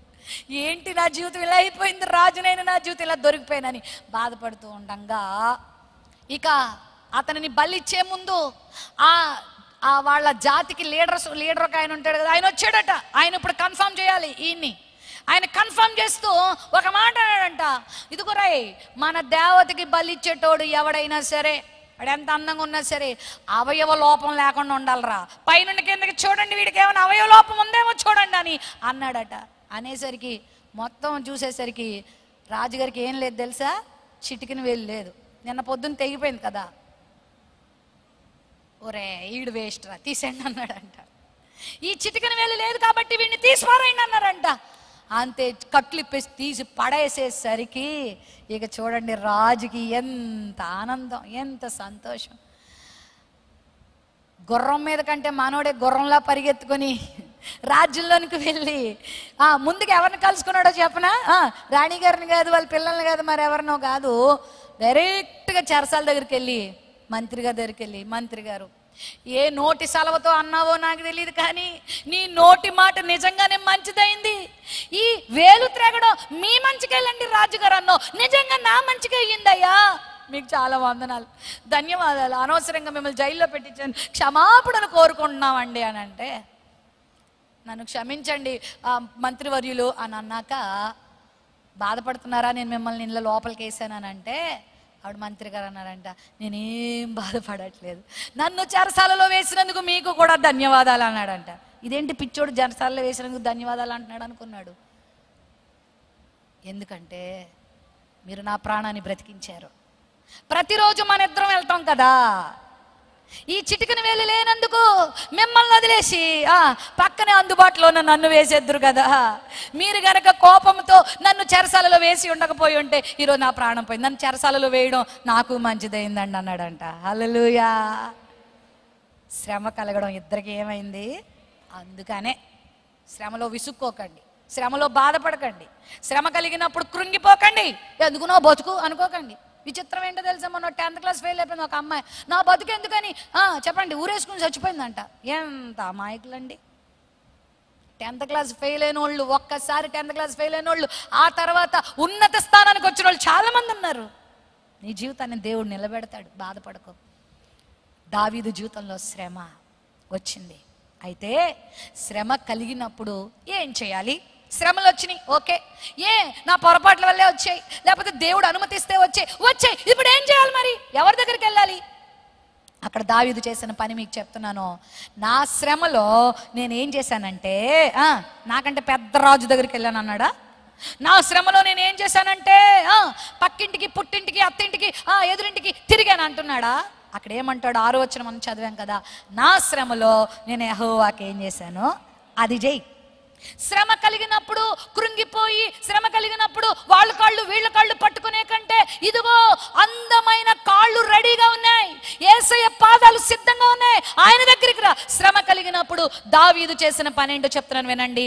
దేవునిని ఆశ్రయించాడు. నెంబర్ 1, ఆ మొదటి వచనంలో అంటాడు, ఆయనే నా ఆశ్రయ దుర్గము, నేను ఆశ్రయించు నా దేవుడు అంటాడు. అంటే దేవునిని ఆశ్రయించాడు. ఈ రాత్రి నేను అడుగుతున్నాను, నువ్వు ఎవరిని ఆశ్రయిస్తున్నావు? చాలా మంది డబ్బును ఆశ్రయిస్తారు, చాలా మంది బలమును ఆశ్రయిస్తారు, చాలా మంది మనుషులను ఆశ్రయిస్తారు, చాలా మంది తమకున్నటువంటి స్వబుద్ధిని ఆశ్రయిస్తారు. వద్దండి, ఎవరిని ఆశ్రయించాలా చెప్పండి? దేవుడు ఉన్నాడు, దేవుని దగ్గరికి రా. ఈ రోజులో చాలా మందికి చెప్పండి భయంకరమైన అనుమానాలు వస్తూ ఉంటాయి. అందులో ఒకటి ఏంటంటే, దేవుడు ఉన్నాడా లేదా? నువ్వు లేడంటే లేకుండా అయిపోతాడా? దేవుడు ఉన్నాడు అని నువ్వు నమ్ము, ఆయన దగ్గరకు వచ్చే వారికి ఫలం ఇస్తాడని నమ్ము. ఆయన ఆశ్రయించు. దేవుడు ఉన్నాడండి, ప్రభు ఉన్నాడండి. 2024 సంవత్సరాల క్రితం మన కొరకు మానవాతనుడిగా ఈ లోకానికి వచ్చాడండి. ఇదిగో నేను మీ కొరకు వచ్చాను. మీలో ఎవరికైనా శ్రమ సంభవించినా నా దగ్గరికి రండి. ప్రయాసపడి భారం మోసుకుంటున్న వారులారా నా యొద్దకు రండి, నన్ను ఆశ్రయించండి. ఒకవేళ మనుషులను ఆశ్రయిస్తే 118వ కీర్తన 8-9 వచనాల్లో ఉంది కదా, మనుషులు నమ్ముకున్నట్టు కంటే, రాజులు నమ్ముకున్నట్టు కంటే యెహోవాను ఆశ్రయించుట మేలు. ఆయన ఆశ్రయించమ్మా బిడ్డ. నువ్వు ఏ శ్రమలో ఉన్నా, మీరు అనొచ్చు, ఇప్పుడు నేను ఇన్ని శ్రమల్లో ఉన్నాను. ఇన్ని కాదు, అన్ని ఎన్నో అయినా కూడా రా, ఆయన దగ్గరికి రా, ఆయన ఆశ్రయించు, ఆయన దగ్గరికి రా. నా శ్రమలో నేను ఆయనను ఆశ్రయదుర్గంగా చేసుకున్నాను. ఎవరు నీ ఆశ్రయదుర్గం? చాలామంది భర్తను నమ్ముకుంటారు, చాలామంది భార్యను నమ్ముకుంటారు. మొన్న ఒక సహోదరి ఫోన్ చేస్తుంది, నా తల్లిదండ్రులు వద్దన్నా కూడా, నా స్నేహితులు వద్దన్నా కూడా ఒక యవనస్తుడిని నేను ప్రేమించానక్క, వాడు నాకు ఎంతో మరి ఎంతో వాగ్దానాలు చేశాడు, ఇక ఈయన నన్ను ఎంత ప్రేమిస్తున్నాడంటే ఇక ఈయనలా నన్ను ఎవరు ప్రేమించరు అనుకున్నానక్క. చొక్కలు చూపిస్తున్నాడు. ఇప్పుడు పెళ్ళైన సంవత్సరం నుంచి నా మీద అనుమానాలు. ఇదిగో నన్ను ఎంత అవమానిస్తున్నాడో, ఎంత కొడుతూ ఉన్నాడో, ఎంత బాధిస్తూ ఉన్నాడో. ఇప్పుడు నేను మా తల్లిదండ్రులకి పోలేను, ఎంత బాధ పెడుతున్నాడు, ఏం చేయాలో అర్థం కావట్లేదు అక్క. ఎవరికైనా చెప్పుకొని వాళ్ళని అడిగి వాళ్ళతో కనుక ప్రశ్నింపచేశారంటే మరింత వాళ్ళకి ఎందుకు చెప్పవని నన్ను ఇంకా బాధ పెడతాడు. చచ్చిపోవాలనిపిస్తుంది. నేను ఒకటే అన్నాను, అమ్మా దేవుని ఆశ్రయించు. ఆయన ఆశ్రయించు నరుడు సిగ్గునొందడు. ఆయన ఆశ్రయిస్తావా? ఈ రాత్రి శ్రమ కలిగినప్పుడు నువ్వు రా, ప్రభుని ఆశ్రయించు. ఆయన ఉన్నాడు, మీ దగ్గరే ఉన్నాడు. ఆయన ఆశ్రయించు. బైబిల్ ఎంతో మంది ప్రభుని ఆశ్రయించారు, శ్రమలో ఆయన ఆశ్రయించారు. రెండోది, దావీదు అదే కీర్తనలు ఏమంటాడంటే, యెహోవా నా బలమా అంటాడు. ప్రభువుని తన బలముగా చేసుకున్నాడు. ఈరోజు నీ బలం ఏంటి? నీ బలం ఎవరు? నీకున్న బలాన్ని చూసి అతిశయించొద్దు, నీకున్న కండబలము అండబలాన్ని చూసి అతిశయించొద్దు. ప్రభువా నీవే నా బలమని ప్రభువుని నువ్వు నీ జీవితంలో అంగీకరించు.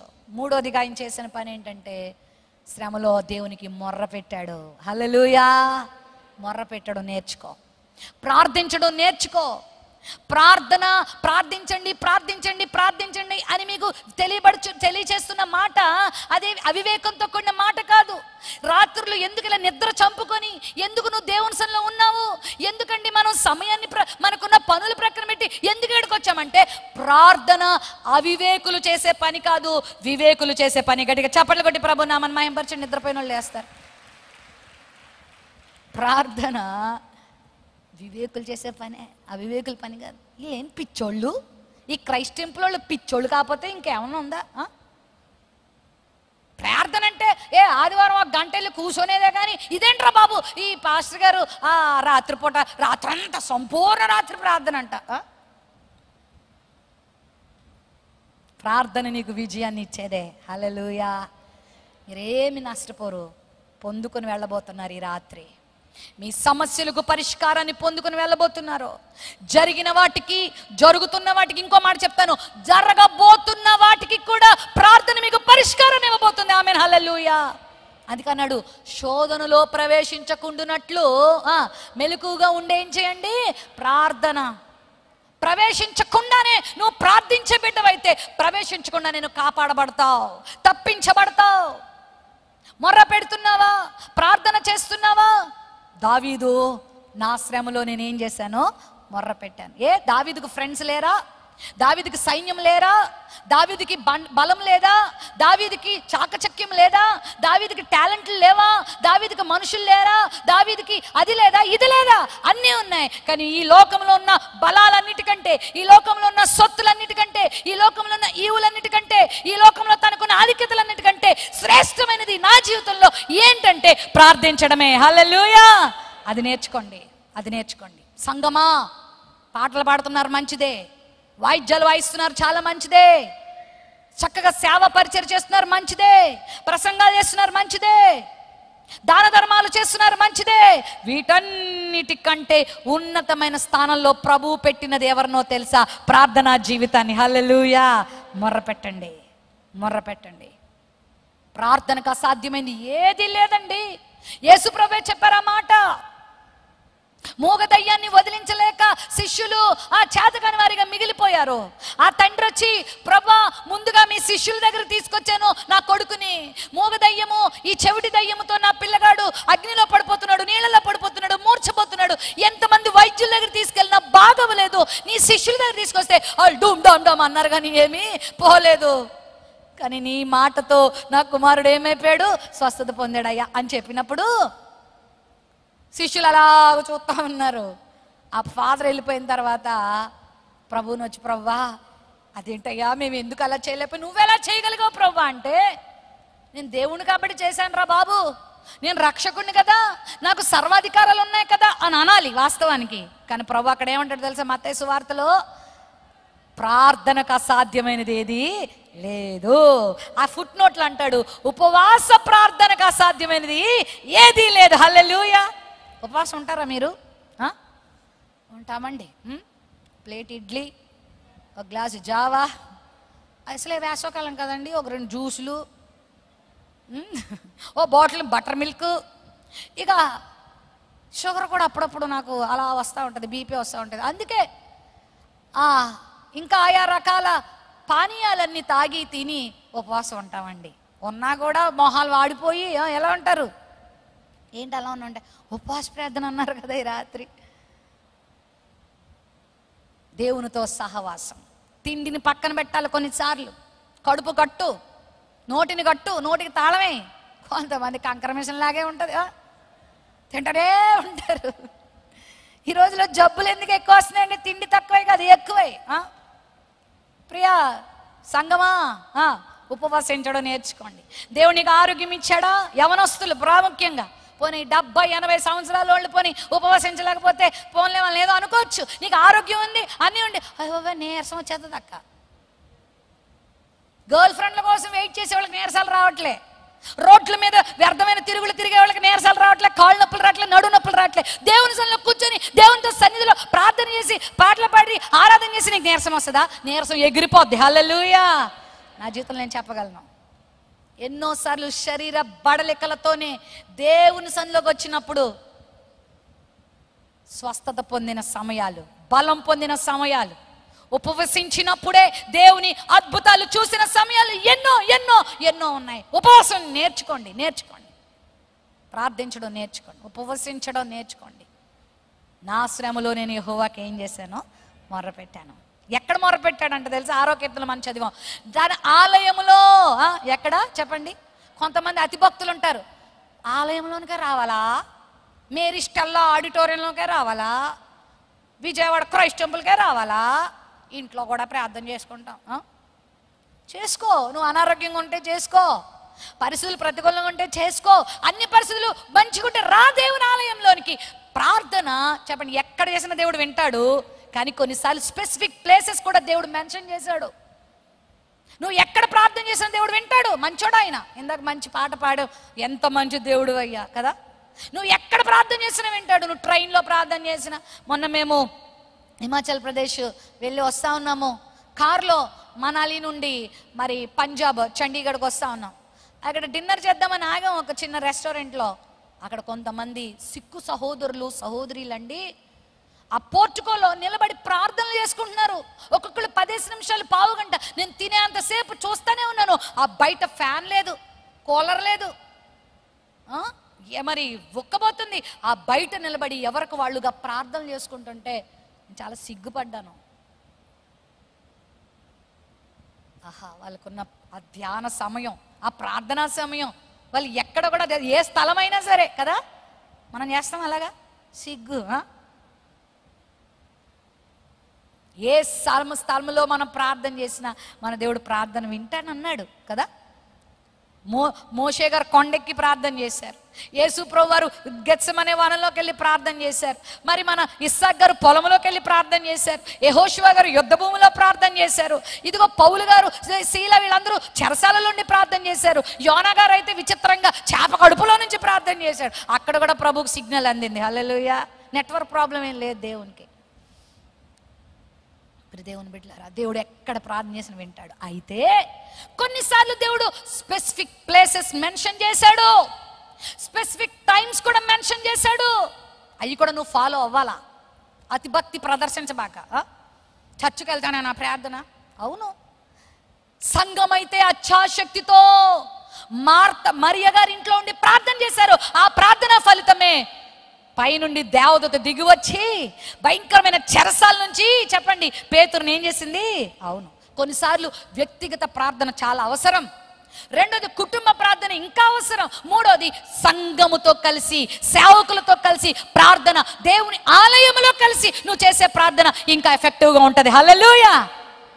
అందుకే నేను కూడా హైదరాబాద్ నుంచి ఇక్కడ దాకా ఎందుకు వచ్చాను? దేవుని సన్నిధిలో గడుపుతున్నావా? మందిరంలోకి వస్తున్నావా? 37వ అధ్యాయము యెషయా గ్రంథంలో భయంకరమైన శోధన వచ్చింది ఒక రాజుకి. ఆయన పేరు హిజ్కియా. సన్హెరేబు అనేటువంటి అష్షూరు రాజు, రే నీ పని అయిపోయింది, ఇక నీ దేశంలో ఇంత డెక్క కూడా మిగలకుండా మొత్తం తలకాయలు లేపేస్తా నేను. ఎందుకంటే అలాంటోడే అష్షూరు రాజు చాలా శక్తిమంతుడు. తనకు ముందు ఎన్నో విజయాలు సాధించిన వాడు. ఎంతో మంది రాజ్యాల్ని మరి మరి నేలమట్టం చేస్తున్నాడు. ఇప్పుడు యెరూషలేము మీద దండెత్తుతున్నాడు. ప్రగల్భాలు పలికాడు.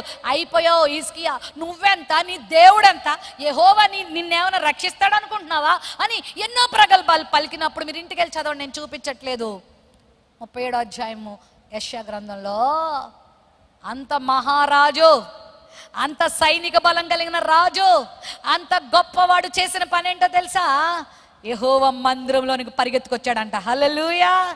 ఎందుకంటే దేవుని ఆలయాలను ఇక్కడ పెట్టాడు. ఎందుకంటే ఇంత ఖర్చు పెట్టి, ఎందుకు ఇంత ప్రయాసపడి ఈ ప్రార్థనా కొడుకులకు జరిగించేది ఎందుకో తెలుసా? ఆయన మందిరంలో నువ్వు అడుగు పెట్టినప్పుడు అసాధారణమైన కార్యాలు నువ్వు పొందుతావు. కొన్నిసార్లు గట్టిగా చప్పట్లు కొట్టండి, ప్రభునామను మహింపరచండి. దేవుని ఆలయంలోనికి వచ్చినప్పుడు కొన్ని అసాధారణమైన కార్యాలు నువ్వు చూస్తావు. నేను చెప్పగలను అవి.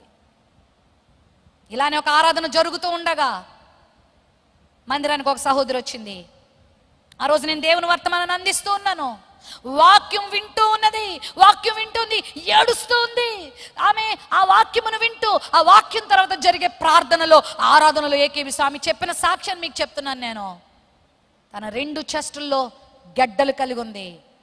డాక్టర్ దగ్గరికి వెళ్తే ఇవేవో క్యాన్సర్ గడ్డల్లాగా ఉన్నాయి, నువ్వు అర్జెంటుగా స్కానింగ్ చేయించుకోవాలి, దీన్ని ఆపరేషన్ చేయించుకోవాలని చెప్పారు. నమ్ముతున్నారా?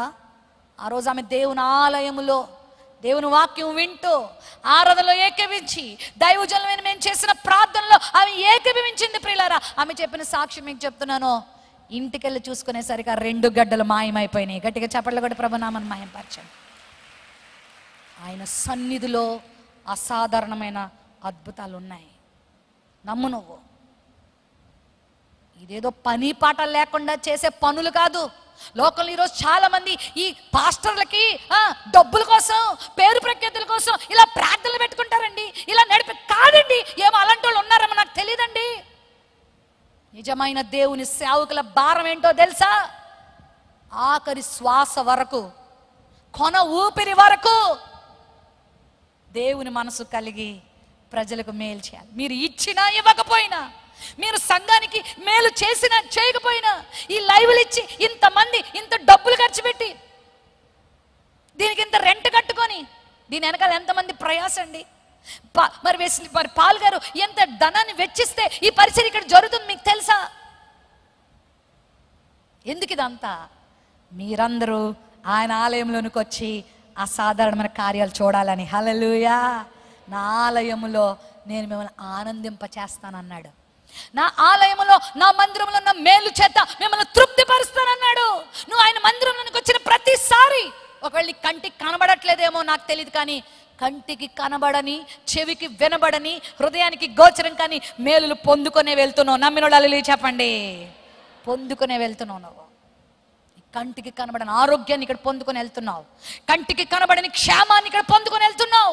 కంటికి కనబడని ఆత్మీయ వివేచనను పొందుకొని వెళ్తున్నావు. కంటికి కనబడని ఆత్మీయ ఆశీర్వాదాలు, వరాలు, ఫలాలు, అభిషేకాన్ని దేవుని సన్నిధిలో పొందుకొని వెళ్తున్నావు. ఎందుకు కొంతమంది దూరాలైన ఎందుకు వస్తున్నారండి? పిచ్చోళ్ళు కాదు వాళ్ళు. ఖర్చు పెట్టుకొని ఆటో ఛార్జీలు, మరి కారు ఛార్జీలు పెట్టుకొని, బస్ ఛార్జీలు పెట్టుకొని, రైలు ఛార్జీలు పెట్టి ఎందుకు వస్తున్నారండి? ఎక్స్పెక్టేషన్. ఆ ఎక్స్పెక్టేషన్ దేవుడు వదిలిపెట్టాడు. నా ఆలయములో, తన ఆలయంలో అంటే దావీదు దేవుని ఆలయంలోకి వచ్చి ఏం చేశాడు అనమాట. అందుకే చిరకాలము నేను యెహోవా మందిరములో నివాసం చేయి, ప్రార్థన చేయి. ఆయన మందిరంలోకి వచ్చి ప్రార్థన చేయి. దేవుని సేవకులతో కలిసి ప్రార్థన చేయి. ఎప్పుడైతే హిజ్కియా యెషయా అనే ప్రవక్తని పిలిచి, యెషయా గారు, ఆ రోజుల్లో యెషయా ప్రవక్త, పాలిమాన్యుల్ గారు ఇక్కడ ఎలాగా మీకు దైవజనుడుగా ఉన్నారో, ఆ రోజుల్లో హిజ్కియా కాలంలో యెషయా ప్రవక్త, అయ్యా యెషయా గారు రండి, నేను మందిరంలోకి వచ్చాను, మీరు నేను కలిసి ప్రార్థన చేద్దాం. ఇదిగో పిల్లలు పుట్టడానికి వచ్చారు కానీ కనడానికి నాకు శక్తి లేదు, నా వల్ల ఇంక ఇప్పుడేం అయిపోయింది నా పని, రండి.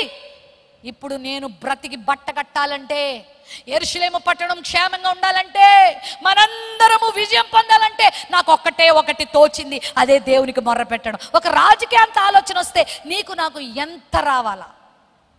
ఈరోజు నువ్వు ఏ శ్రమలో ఉన్నావో నాకు తెలీదు, చేజారిపోయిన స్థితిగతులు నాకు తెలీదు, డాక్టర్లు రిపోర్ట్లు ఇలాగన్నారా నాకు తెలీదు, ఎంత అట్టర్ మోస్ట్ పరిస్థితికి నువ్వు వెళ్ళిపోయావో నాకు తెలీదు. కానీ నమ్మో, నువ్వు మొర్ర పెట్టిన దినమున, నువ్వు మొర్ర పెట్టిన క్షణమున దేవుడు నీ కార్యం చేయడానికి సిద్ధంగా ఉన్నాడు.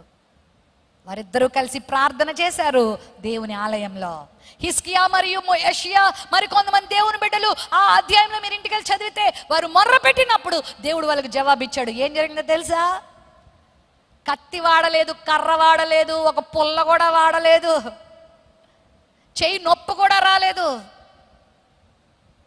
దేవుని దూత పరలోకం నుండి దిగి వచ్చి అష్షూరు సైన్యంలో 1,85,000 పరాక్రమశాలులను, మామూలు కాదు, అష్షూరు సైన్యంలో పరాక్రమశాలులందరినీ రాత్రికి రాత్రి సంహరించేసరికి ఉదయం లేచేసరికి శవాలు కుప్పలు కుప్పలు. అష్షూరు రాజు బెదిరిపోయి తన దేవత గుళ్ళోకి వెళ్ళి దాక్కుంటే వాడిని కూడా మిగలనివ్వలేదు. తన సొంత కొడుకులే అష్షూరు రాజుని ఏం చేశారు? చంపి పడేశారు. ఎంత సునాయాసంగా విజయం! నమ్ముతున్నారా మీరు? ప్రార్థన ఎంత సునాయాసమైన విజయం ఇస్తుంది. ఎంత సునాయాసంగా నువ్వు విజయాలు పొందుతావు. ఎందుకు మరి ప్రార్థన నిర్లక్ష్యం చేస్తున్నావు? విశ్వాసంతో ప్రార్థన చేయి, విశ్వాసంతో ప్రభు దగ్గర మొర్రపెట్టు. నీ సమస్య, ఇందాక దైవజనులు ఒక మంచి తలంపు మీకు ఇచ్చారు, ఓ పేపర్ మీద రాసుకురండి అన్నారు. నమ్మండి, మీరు పేపర్ మీద రాసిన ప్రతి అంశము జవాబు పొందిందని మీరు టిక్కు పెట్టుకునే సమయాన్ని దేవుడు ఖచ్చితంగా ఇస్తాడు. హల్లెలూయా. దాని ఒక సాక్ష్యంగా దేవుడు మీ ముందు పెట్టబోతున్నాడు. విచారకరమైన విషయం ఏంటంటే మనం మేలు పొందకపోవడానికి కారణం ప్రార్థించకపోవడమే. ప్రార్థనకు జవాబులు పొందకపోవడానికి కారణం ప్రార్థించకపోవడమే. ప్రభు అనుకుంటున్నాడు ఈ బిడ్డ ప్రార్థిస్తే నేను ఈ కార్యం చేద్దామని. నువ్వు చేయట్లేదు. మొన్నొక ఆమె ఫోన్ చేసి అంటది, అమ్మగారు నాకు ఇన్ని కష్టాలు ఉన్నాయి అమ్మగారు, మీరండి షకీనా గ్లోరీ గారు మీరేం చేస్తారంటే ఉపవాసం ఉండి ఒక వారం రోజులు నాకు వరకు ప్రార్థన చేయండి అంది. అబ్బా భలే సలహా ఇచ్చావమ్మా, నువ్వు ఇవ్వకపోయినా నేను చేసుకుంటానులే అమ్మ, ఉపవాసం ఉంటానమ్మా, నేను దేవుడు నన్ను ప్రేరేపించినప్పుడు ఉంటాను, మరి నువ్వు కూడా ఉండమ్మా. అబ్బా నాకు కుదరదు అమ్మగారు, నేను డ్యూటీ చేసుకుంటానండి, 2 డ్యూటీలు చేసుకుంటానండి, 4 పిల్లలండి చక్క పెట్టుకోవాలండి, కాబట్టి అండి నా కోసం మీరే ఏంటి నువ్వు చేయవా? చేసేవాళ్ళకి అప్పగిచ్చేస్తారు కొంతమంది. నువ్వు కూడా చేయి, ప్రార్థన చేయడం నేర్చుకో, మొర్ర పెట్టడం నేర్చుకో. దేవునికి మొర్ర పెట్టాడు, రాజు అయిన వాడు మొర్ర పెట్టాడు. బైబిల్లో మీరు గమనిస్తే గొప్ప గొప్ప గనులు, దైవజనులు, ప్రవక్తలు, రాజులు, రాణులు దేవుని సన్నిధిలో మొర్రపెట్టి అసాధ్యాల్ని సాధ్యంగా చేసుకున్నారు. హల్లెలూయా. హామానుని సునాయాసంగా విజయం పొందింపజేసుకుంది ఆ ఎస్తేర్ రాణి గారు. ఎలాగా చెప్పండి? ఎలాగా? ప్రార్థనతో కాదా? మొర్దెకై ప్రార్థనతో కాదా ప్రధానమంత్రి స్థానానికి వెళ్ళింది? మోషే ప్రార్థనతో కాదా ఎర్ర సముద్రాన్ని చీల్చుకున్నది? మోషే ప్రార్థనతో కదా ఆకాశం నుండి మన్నాను కురిపించుకున్నది? మోషే చాలా అపార జ్ఞానవంతుడండి. 7:22 అపోస్తుల కార్యాలు మీరు చదివితే మోషే ఐగుప్తు సకల విద్యలను అభ్యసించి మాటలలోనూ కార్యములోనూ ప్రవీణుడుగా ఉన్నాడు. ఆయనను మించినటువంటి వాడు ఎవడు లేడు. ఒక ఎన్సైక్లోపీడియా అని చెప్పాలి మోషే, అంత జ్ఞాని. ఏ క్వశ్చన్ అడిగినా అలా ఆన్సర్ చెప్పేస్తాడు. మ్యాథమెటిక్స్ అయినా, అది ఫిజిక్స్ అయినా, అది జువాలజీ అయినా, అది జియాలజీ అయినా, ఏదైనా సరే అంత జ్ఞానవంతుడు. ప్రతి విషయంలో దేవుని దగ్గరకు వచ్చి ఏం చేసేవాడు? ప్రార్థన చేసేటవాడు. ప్రజలు సణుగుతుంటే చాలు, ప్రభా ఏం చేయమంటావు, ప్రభా ఏం చేయమంటావు. మనకింత ఇంత ఇంత ఎంత ఉంటే చాలు. నేనా వాళ్ళని అడిగేదేంటి, నేనా వీళ్ళకి చెప్పేదేంటి? అమ్మా ఎంత వచ్చేస్తున్నాయి కొమ్ములు మనకి. అయ్యే డేంజర్. ఓ చిన్న పిల్లవాడిలా సౌలుగా ఉన్నప్పుడు నువ్వెంత అని బతికాడు. పౌలుగా మారిన తర్వాత ప్రభువా నన్ను ఏం చేయమంటావు అని అడిగాడు. అది ఆత్మీయంగా నువ్వు అభివృద్ధి పొందుతున్నావు అంటే అర్థం ఏంటో తెలుసా? నువ్వు అభివృద్ధి పొందే కొద్దీ నీలోకి ఏమొస్తుంది? దీనత్వం వస్తుంది. ప్రతిదీ దేవుని మీద ఆధారపడతావు.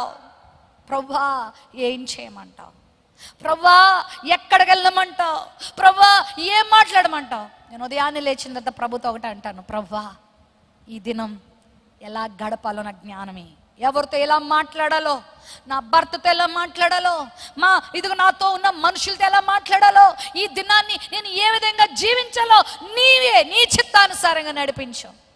మోషే అంటాడు, నీవు లేకుండా నన్ను ఎక్కడికి తోడుకెళ్ళదు, నీ మార్గాన్ని నాకు చూపించయ్యా. ఎంత విధేయత, ఎంత ఎంత చిన్న పిల్లల స్వభావం. అడుగుతున్నావు నువ్వు దేవుణ్ణి అలాగా? నీకు ఉపదేశం చేస్తాను, నువ్వు నడవలసిన మార్గాలను నడిపిస్తాను. ఒక మాట చెప్పనివ్వండి, ఎవరైతే దేవుని మీద ఎంతగా ఆధారపడతారో దేవుడు వాళ్ళని ఎక్కడ తొట్టిల్లనివ్వడు. హల్లెలూయా.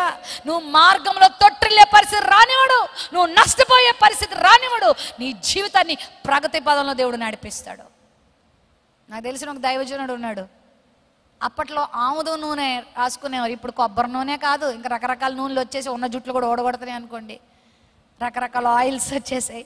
అప్పట్లో పెద్దవాళ్ళు పిల్లలకి ఏం పెట్టారు? చక్కగా అది పెట్టినప్పుడు మంచిగా ఒత్తుగా మంచిగా ఆరోగ్యంగా జుట్లు ఉండేవి, ఆరోగ్యాలు ఉండేవి. అప్పట్లో రాసుకునేవారు. ఆయన పేరు జిఆర్ లారెన్ గారు. ఆయన ఆముదం అయిపోతే ఆయన కొంచెం వాళ్ళ భార్య గారు చక్కగా మంచి గైనకాలజిస్ట్, డాక్టరు. కానీ ఏదైనా ప్రభు దగ్గరికి వచ్చి చెప్పేవాడంట, ప్రభువా ఆముదం అయిపోయింది ఆయన అంటే, ప్రభు అన్నాడంటే ఇంకా అడుగునుంది కొంచెం రాసుకో అన్నాడు. ఓపిక పట్టు అన్నాడు. ఇంకా అదే ఆ కొంచెమే రాసుకొని రాసుకుంటాడు. ప్రతిరోజు ప్రార్థన చేస్తా ఉన్నాడు. డబ్బులు ఉన్నాయి కదా అని చెప్పేసి కొనేసుకోవట్లే. ప్రభుని అడిగాడు. 4 రోజుల తర్వాత ఆ సంఘంలో ఒక విధవరాలు, చాలా మరి బీదరాలామా, ఎప్పుడు పాస్టర్ గారి దగ్గరికి ఏమి తీసుకొచ్చిన దాఖలాలు లేవామా. అలాంటి ఆమె 5 సీసాలు పట్టుకొచ్చిందంట. పట్టుకొచ్చి, అయ్యగారండి ఆముదం సీసాలు పట్టుకొచ్చానండి. ఎక్కడమ్మా నీకు?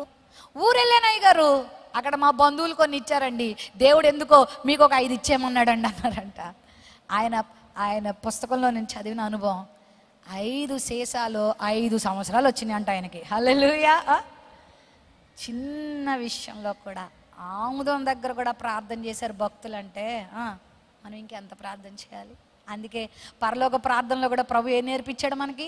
మా అనుదిన ఆహారము మాకు దయచేయి. ప్రభా, అనుదిన సహాయం, జీవితంలో కావలసిన గైడెన్స్ మొరపెట్టు, ప్రార్థన చేయి, దేవుని సన్నిధిలో గోజాడడం నేర్చుకో. ప్రార్థన చేయాలంటే నీకు ఓపిక కావాలి. ఏం కావాలా? అందుకే 18వ అధ్యాయము లూకాసు వార్తలు అంటాడు, మీరు విసుగక నిత్యము ఏం చేయాలి? ప్రార్థన. పాటలు ఎన్ని పాడినా విసుగు రాదు. అసలే నిస్సి గారు పాడితే అసలు విసుగు రాదు కదా, ఇంకా పాడితే బాగుంది అనిపిస్తుంది. ప్రసంగాలు చెప్తే అస్సలు విసుగు రాదు. పాలిమేనల్ గారు చెప్తే ఇంకా చెప్తే బాగుండు అనిపిస్తుంది. ప్రార్థన చేయమంటే వచ్చేస్తుంది విసుగా కొంతమందికి. లేచి వెళ్ళిపోతూ ఉంటారు. చూద్దాం ఇప్పుడు ఎంతమంది మిగులుతారో చూద్దాం. ప్రార్థన. మేము కూడా చిన్నప్పుడు మా డాడీ కుటుంబ ప్రార్థనలో కూర్చోబెట్టేసరికి దబా దబా అయ్యి కొట్టుకుంటూ ఓ 10 పాటలు పాడేసేటోళ్ళు. ప్రార్థన అనేసరికి మా మమ్మీ పెద్దది చేస్తూ ఉండేది. మమ్మీ చిన్న ప్రార్థన చెయ్యే, చిన్న ప్రార్థన. సైగ చేస్తూ ఉండేవాళ్ళం, తగ్గించు, ఆపు, ఇంకా మా మమ్మీని ఇలా ఆపు మమ్మీ, ఇంకా చాలు. మా మమ్మీ అదేంటో అరగంట ప్రార్థన చేసేది. చేయండి ప్రార్థన. ఓడబొడిసే పనులేం లేవు మనకి. ప్రార్థనను మించిన గొప్ప కార్యాలు ఏం లేవు మనకి. యేసు ప్రభువారే పనులన్నీ ప్రక్కన పెట్టి ఆయనకున్నటువంటి శ్రేష్టమైన స్థానాన్ని ప్రక్కన పెట్టి పరలోకం నుండి దిగి వచ్చి ఆ వనములోనికి, గెత్సెమనే వనంలోకి, ఒలీవ కొండ మీదకి వెళ్ళి ప్రార్థన చేశాడు. ప్రతి తెల్లవారుజామున ఆయన కొండకెళ్ళి ప్రార్థన చేశాడు. ప్రతి రాత్రి లూకాసు వార్తలో ఉంటుంది, ఆయన రాత్రులు కొండకెళ్ళి ప్రార్థనలో గడిపాడు. మనం నెలకు 10 రాత్రులు పెడితే ఎంత బాగుందో అనిపిస్తుంది. నెలకు 1 రాత్రే మీకు ఈ ఆప్షన్. ఉండండి, ప్రార్థన పరిస్థితులు మార్చది. దావీదు యొక్క దీనస్థితి, శ్రమల స్థితి, ఆ శ్రమలో దావీదు ప్రార్థన చేసిన అనుభవం మనకి ఇక్కడ కనబడుతుంది. 3వది చెప్పి నేను ముగిస్తున్నాను. ఎప్పుడైతే ప్రార్థన చేశాడో ఆ ప్రార్థనకు ఫలితాలు పొందాడు. గట్టిగా హల్లెలూయా చెప్పండి. హల్లెలూయా. మంత్రాలకు చింతకాయలు రాలుతాయా అంటారు చాలామంది. నాకు తెలీదు, రాలవ కూడా నాకు తెలీదు, రాలితే తెలీదు. కానీ ప్రార్థన చేస్తే ఫలితాలు మాత్రం నువ్వు పొందుకుంటావు. ఆమేన్. హల్లెలూయా. నువ్వు ప్రార్థన చేసినప్పుడు ఖచ్చితమైన జవాబు దేవునికి ఇవ్వబోతున్నాడు. మీరు ఆ కీర్తనలో చదివితే 16వ వచనం ఒకసారి చదువమ్మా. ఎప్పుడైతే నా శ్రమలో నేను యెహోవాకు మొరపెట్టానో, నా ప్రార్థన దేవునికి అందించానో, ఆయన తన ఆలయంలో నా ప్రార్థన ఆలకించాడు. 16వ వచనంలో ఇలా అంటున్నాడు, ఉన్నత స్థలము నుండి చెయ్యి చాపి ఆయన ఏం చేశాడు? పట్టుకున్నాడు. నన్ను పట్టుకొని మహా జలరాశుల నుండి బయటికి తీశాడు. హల్లెలూయా. ప్రార్థన చేసినప్పుడు దావీదు చెప్తున్నటువంటి అనుభవాలు మీరు చదవండి. ఆ కీర్తనలో ఒక్కొక్క అనుభవం ఆయన చెప్తాడు. ఒక్క ప్రార్థనకి 100 జవాబులు. ఆమేన్. హల్లెలూయా. ఎవరో సినిమా యాక్టర్ అంట డైలాగు, నేను సినిమాలు చూడను కానీ ఆ నోట ఈ నోట అప్పుడప్పుడు ఈ యవనస్తులను తెలుస్తూ ఉంటాయి. నేను ఒక్కసారి మాట్లాడితే 100 సార్లు మాట్లాడినట్టు అన్నాడంట ఆయన. ఏంటంట? ఒక్కసారి మాట్లాడిన మాట 100 సార్లు. ఒక్క ప్రార్థన నువ్వు చేస్తే 100 జవాబులు నువ్వు పొందుకుంటావు. ఆమేన్. హల్లెలూయా. దేవుని జవాబు రాదనుకుంటున్నావా? నీ దేవుడు మోగవాడా? నీ దేవుడు చెవిటివాడా? నీ దేవుడు చేతకానివాడా?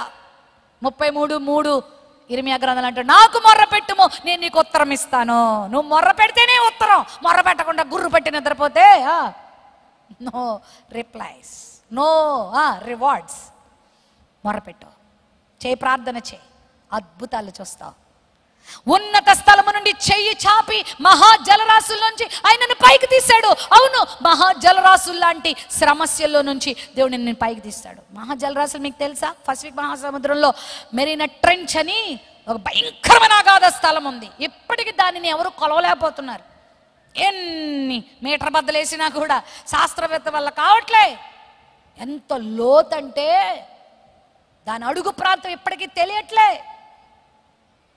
చాలా ఓడలు ఆ ప్రాంతంలో కనుక వెళ్తే ఇంకా అందులో పడితే ఇంకా మనకి ఇంకా మచ్చుకు కూడా కనబడు. ఎన్ని టెలిస్కోపులు పెట్టి చూసినా కనబడవు, అంత అగాధ జలాలు ఉన్నాయి. ఒక మాట చెప్పనా, భయంకరమైన శ్రమలు అనే జలరాశుల్లో నువ్వు చిక్కుకున్నా, చేజారిపోయిన పరిస్థితులు నువ్వు ఎదుర్కొంటున్నా, ఒకవేళ మనుషులు చూసి ఇది జరగదు అనే స్టేట్మెంట్లు ఇచ్చేసి కూడా దేవుడు చెయ్యి చాపి నిన్ను పైకి తీసే సందర్భాలు ఉన్నాయి. హల్లెలూయా. నువ్వు ప్రార్థన చేస్తే, విశ్వాసంతో నువ్వు ప్రార్థన చేస్తే, విశ్వాసంతో నువ్వు దేవుని అడిగితే అసాధ్యాన్ని సాధ్యాలుగా ఆయన చేసేస్తాడు, మార్చేస్తాడు. ఆ క్రింద వచనాలు మనం చదువుతా ఉంటే, విశాల స్థలమునకు ఆయన నన్ను నడిపించాడు, ఆయన నాకు బలమును ధరింపచేశాడు, ఇదిగో నా చేతులకు యుద్ధము చేయ నేర్పించాడు, నా పాదములకు ఆయన చోటు విశాలపరిచాడు. వావ్ అని ఎన్ని ఎన్ని కార్యాలు చెప్తూ నీ పాదాలకు చోటుని దేవుడు ఏం చేయబోతున్నాడు, ఎక్స్పాండ్ చేయబోతున్నాడు. ఆమె హల్లెలూయా. ఎబ్బేజు ప్రార్థన చేస్తా అంటాడు, నా సరిహద్దులు ఏం చేయ ప్రభువా, విశాలపరచను అంటాడే. నీ సరిహద్దులు దేవుడు విశాలపరుస్తాడు. రాజమండ్రిలో అడుగు పెట్టినప్పుడు మా నాన్నగారికి ఒక ప్లేటు ముద్ద దొరకడం కూడా కష్టంగానే ఉంది. అడుగు పెట్టడానికి కూడా మా తండ్రికి చోటు లేదు. ఎవరో మీలాంటి ఒక ఆంటీ ఆదరించి, బాబు నువ్వు సేవ ప్రారంభించుకునేదాకా ఇక్కడ ఉండవయ్యా అని ఒక నెల రోజులు ఉంచుకున్నారు. ఆ తర్వాత మళ్ళీ ఆవిడే తరివేశారు. ఎందుకంటే కొన్ని పరిస్థితులను బట్టి మా నాన్నగారిని దేవుడు వాడుకున్న విధానాన్ని చూసి వామ్మో నాకంటే ఈయనే హైలైట్ అయిపోతున్నాడు అనుకుందేమో, వెళ్ళిపోండి బాబు మీరు బయటకు వెళ్ళి చేసుకోండి అంటే, అడుగు పెట్టడానికి కూడా చోటు లేదు నా తండ్రి గారికి. అద్దెకి ఎవరు ఇచ్చేవారు కాదు. మీరు దేవుని సేవ చేస్తున్నారు, మీకు ఇల్లు అద్దెకి ఇవ్వమనే అంటూ ఉండేవాళ్ళు. దేవుని బిడ్డలారా, ఆధారము లేని వ్యక్తి అనేకులకు ఒక ఆశీర్వాదకరంగా మార్చాడు. నీ దేవుడు చేతకనోడు కాదు. కృంగిపోకు, విశ్వాసంతో ప్రార్థన చేయి, విశ్వాసంతో దేవుని వైపు చేతులెత్తు, నమ్ము. నీ దేవునికి అసాధ్యమైంది ఏదీ లేదు. జోయల్ ఆస్టిన్ అనే ఒక గొప్ప దైవజనుడు ఉన్నాడు. వాళ్ళ తల్లి గారికి ఒక భయంకరమైన క్యాన్సర్ రోగం వచ్చింది. డాక్టర్స్ అన్నారు ఇది 4th స్టేజ్కి వచ్చేసింది, ఇక ఈమె బ్రతకదు. ఎన్ని కీమోలు వచ్చినా, ఎన్ని రేడియేషన్స్ ఇచ్చినా, ఎంత మెడికేషన్ వాడినా ఇక మీరు వెళ్ళి రోజులు లెక్క పెట్టుకోండి అన్నారు. కృంగిపోయిన పరిస్థితులు ఇంటికి వచ్చారు, దేవుని మీద ఆధారపడ్డారు. ఒకటే నిర్ణయం చేసుకుంది ఆ తల్లి, బ్రతుకుతానా, నీ కొరకు బ్రతుకుతా ప్రవ్వా, బ్రతికించు, అనేకులకు సాక్షాత్తుగా నన్ను ఉంచని విశ్వాసంతో ప్రార్థన చేసుకుంటే దేవుడు ఎంత అద్భుతం చేశాడో తెలుసా. ఆ క్యాన్సర్ రోగం నుండి స్వస్థపరచడమే కాదు, సంవత్సరం లోపులోనే చనిపోతుంది ఈమె అనుకున్న ఆమె ఇంచుమించు 40 సంవత్సరాలు బ్రతికింది. గట్టిగా చప్పట్లు కొడతారా, ప్రభునామని మహింపరచండి. గొప్ప దైవజనుడిని సిద్ధం చేసింది. జోయల్ ఆస్టిన్ అంటే మీరు ఇంటర్నెట్లో కొడితే గొప్ప దైవజనుడు ఆయన, అమెరికా దేశంలో. యువకునిగా ఉండు దేవుని కొరకు ఆయన ప్రసంగాలు ఎంతోమందిని ఆదరిస్తూ ఉంటాయి. గొప్ప దేవుని సేవ చేస్తూ ఉన్నాడు. చేయి, ప్రార్థన చేయి, విశ్వాసంతో ప్రార్థన చేయి. నీ కుటుంబం కొరకు ప్రార్థన చేయి, నీ కుటుంబం కొరకు ప్రార్థన చేయి, నీ బిడ్డల కొరకు ప్రార్థన చేయి, నీ భర్త కొరకు ప్రార్థన చేయి, నీ ఆర్థిక ఇబ్బందుల కొరకు ప్రార్థన చేయి, నీ ఆధ్యాత్మిక జీవితపు ఎదుగుదల కొరకు ప్రార్థన చేయి. ప్రభువుని కాంక్షించు, అడుగుడి మీకు ఇవ్వబడి అని చెప్పిన ప్రభు మాటకు లోబడి ప్రార్థన చేస్తావా? ఈ రాత్రి నీ కన్నీటిని నాట్యంగా మార్చే దేవుడు, నీ దుఃఖాన్ని నాట్యంగా మార్చే దేవుడు, నీ అంగలార్పును చెప్పండి నాట్యంగా మార్చే దేవుడు ఆయన. నీ ప్రతి కన్నీటి బొట్టుకి జవాబిచ్చే దేవుడు. ఒకవేళ మనం కార్చే కన్నీరు మన భర్త, మన తల్లిదండ్రులు, తోబుట్టువులు పట్టించుకోకుండా వదిలేయచ్చు, కానీ మన కన్నీటిని కూడా తన బుడ్డిలో ఆయన దాచుకుంటున్నాడు. రాత్రి నీ ప్రార్థన వింటాడు తల్లి. నీకు మంచి రోజులు దేవుడు ఇవ్వబోతున్నాడు. గొప్ప కార్యాలు మీ జీవితంలో దేవుడు చేయబోతున్నాడు. మీ శ్రమను ఆయన చూస్తున్నాడు, మీ నిందలు ఆయన చూస్తున్నాడు, మీ అవమానాలు ఆయన చూస్తున్నాడు, మీ ఒంటరితనాన్ని ఆయన చూస్తున్నాడు, మీ యొక్క వేదన ఆయన చూస్తున్నాడు, చీకటి గదుల్లో మీరు పడుతున్న శ్రమ ఆయన చూస్తున్నాడు. ఆయన చూచే దేవుడు ఎల్ రోయి అన్నాడా లేదా కదా? హల్లెలూయా. హాగర్ ఏం పేరు పెట్టింది? చూచుచున్నవాడు నిన్ను చూస్తున్నాడు, నీ శ్రమను చూస్తున్నాడు, నీకు ప్రతిఫలం ఇస్తాడు. బాధపడకు, కృంగిపోకు, నిన్ను జలరాశుల నుంచి లేపుతాడు. ఆయన నీ తల ఎత్తుతాడు, నిన్ను అభిషేకిస్తాడు, నిన్ను అధికారిగా చేస్తాడు, నిన్ను అనేకులకు ఆశీర్వాదకరంగా చేస్తాడు. నేను ప్రారంభంలో ఒక మాట అన్నాను, మీకు అద్భుతం చేయడమే కాదు, మిమ్మల్ని దేవుడు ఒక అద్భుతంగా లోకానికి చూపిస్తాడు. చెయ్యి విడవడు ఆయన, నిన్ను మర్చిపోడు. విశ్వాసంతో ప్రార్థిస్తావా? ప్రార్థనలో ఓపిక కలిగి ఉంటావా? ప్రార్థనలో విసుక్కోవద్దు. మొదటి తెస్సలోనిక పత్రిక 5వ అధ్యాయంలో 16వ వచనం అంటాడు, 18వ వచనం 16 నుండి 18 చదివితే, ఎడతెగక ప్రార్థన చేయి. ప్రే వితౌట్ సీజింగ్. ఊపిరి ఎలాగ ఎడతెగకుండా తీసుకుంటామో ప్రార్థన కూడా ఒక విశ్వాసికి అలానే ఉండాలి, అలానే ఉండాలి. ఇది ఆగకూడదు, ఆగకుండా చేయి. మానకు. ఏమన్నా మానుకో, ఏమన్నా మానుకో. టీ తాగడం మానుకుంటావు, కాఫీ తాగడం మానుకుంటావు, బిర్యానీ తినడం మానుకుంటావు, లేదు నాకు తెలియదు, ప్రార్థన చేయడం మాత్రం మానకు. అది మాత్రం మానకు. స్మిత్ విగిల్స్వర్త్ అనే గొప్ప దైవజనుడు ఉన్నాడు. ఆయనకు పెద్ద చదువు సంధ్యలు కూడా లేవట. దేవుని వాక్యాన్ని ప్రామాణికంగా తీసుకున్నాడు. ఆయన ప్రార్థన చేస్తే చచ్చిపోయిన వాళ్ళు కూడా లేచి వచ్చేవాళ్ళంట. అంత విశ్వాసంతో ప్రార్థన చేసేవాడు ఆయన. కొన్నిసార్లు ఇవి నమ్మశక్యంగా ఉండవు, చచ్చిన వాళ్ళు కూడా లేచి వచ్చేవారంట. ఒకసారి తన భార్య చనిపోయిందని వార్త వచ్చింది. ఆయన ఇలా వాక్యం చెప్తుంటుంటే, మీ భార్య చనిపోయారండి అని అంటే పరిగెత్తుకుని వెళ్ళి ప్రార్థన చేసి భార్యను లేపాడట. ఆమె లేచిందంట. లేస్తే భార్య మంచి విశ్వాసి, ఏమయ్యా నన్ను ఎందుకు లేపావయ్యా? నేను చక్కగా పరలోక వీధుల్లో విహరిస్తా ఉంటే, ప్రభు రాజ్యంలోకి అడుగు పెట్టాను ఇప్పుడే, నువ్వు నన్ను ఎందుకు లేపావంటే, అవునా పరలోకానికి వెళ్తావా? ప్రభా మరలా ఈమెని పరలోకానికి పంపన్నాడంట. అంతే, మళ్ళీ చనిపోయింది ఆవిడ. అంత శక్తివంతంగా స్మిత్ విగిల్స్వర్త్, ఆయన పుస్తకం దొరికితే చదవండి. ఇలాంటి భక్తులందరూ చెప్పండి, ఏదో ప్రత్యేక దేశం నుంచి రాలేదు, మనం పుట్టిన భూమిని మీదే పుట్టారు. వాళ్ళు కూడా విశ్వాసంతో ప్రార్థన చేశారు, అద్భుతాలు పొందుకున్నారు. ఆమెన్, హల్లెలూయా. ఆశ్చర్యకార్యాలు అనుభవించారు. నువ్వు కూడా అనుభవిస్తావు ఈ రాత్రి. ఏ అంశమైన విశ్వాసంతో పెట్టు, చేయి ప్రార్థన. నీకు అసాధ్యమైంది ఏదీ లేదు. ఎందుకంటే నీవు నమ్ముకున్న దేవునికి అసాధ్యం ఏది లేదు. కాబట్టి ప్రభు ఏమన్నాడంటే, నన్ను విశ్వసించు వారికి కూడా అసాధ్యమైంది ఏది లేదు. విశ్వాసంతో చేస్తావా? నీ కుటుంబంలో ఏ సమస్య అయినా, ఏ రోగమైనా, ఏ వ్యాధి అయినా, ఏ బాధ అయినా, నీ గుండెల్లో ఏ ఆశ అయినా చెప్పుకో, ప్రభుతో చెప్పుకో. అసాధ్యాన్ని సాధ్యం చేస్తాడు.